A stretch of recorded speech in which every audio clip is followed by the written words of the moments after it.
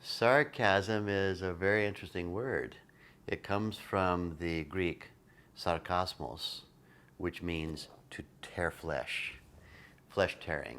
Sarcasm has become a very popular, cheap humor form of the modern era, particularly in the Anglosphere and the headquarters of the Anglosphere, which is the British Isles. Sarcasm is, in fact, a very complicated subject because it goes to the power of speech, the power of language, the power of intent. Speech is a candidate for being a progressive evolutionary communing technique. Speech is not the only form of communication. We know from people who study communication that the actual words themselves are a relatively small percentage of what's being communicated at any given time. However, speech does play an important role because it allows us to give a cue to our own inner nature and to nature at large, nature all around us, the nature of others, and nature itself with a capital N, nature, as to what our intent is. If we speak what we don't wish to happen because we think it's funny to say something that we don't actually want to happen, followed by a chuckle, followed by just kidding, then what happens is we're causing miscommunication to occur. It's a little bit vandalistic, a little bit like, calling your friend on the phone and saying, this is the tax authority and I'm just about to audit you. And your friend goes, oh my God, I'm so sorry, what did I do wrong? And you say, haha, just kidding. Actually, hi, I'm coming around for dinner. You're not going to get invited to dinner very often. Not only that, people are going to start hanging up on you or wishing you didn't call. And it might have been a funny joke once, but on the second, third, and fourth time.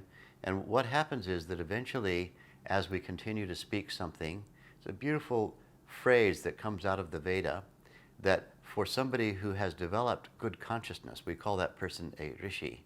First the rishi speaks, then it becomes true. That which we continuously speak has a habit of going into the manifest world. And so when we're continuously speaking things that we don't want to happen, so for example, you go out and walk on the footpath outside and you've just put on fresh new clothes to go to a dinner party and a car comes by and splashes mud on your clothes and you say, oh great.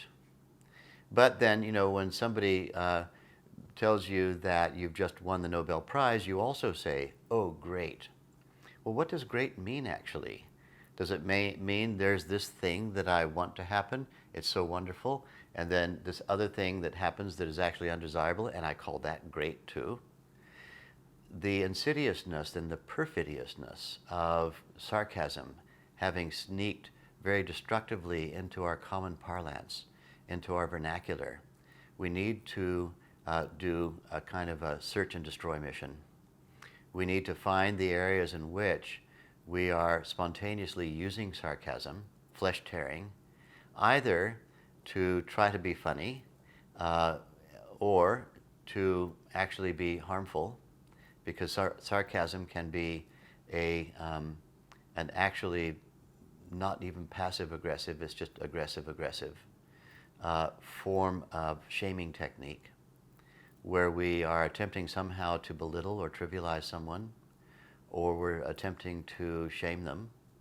Sarcasm is a powerful tool for that, but if we're going to be wielding that weapon, we have to take care of one saying that comes from the Christian world, as you sow, so shall you reap. We need to take care that we're not using something on others which will very easily be turned around and turned on us and be used on us. If you give, speech is a powerful tool. If you give a sword to a 2-year-old, a sharp sword, that sword could fly in any direction, harm anybody, it could even fall on the child's neck. Sarcasm is like that. It is something that is not helpful, and the type of humor that it's attempting to achieve actually is a very cheap humor. People very often giggle and laugh at sarcasm just to be friendly and because they feel a bit sorry for you that you can't think of anything actually all that funny to say. It's best if we lose it.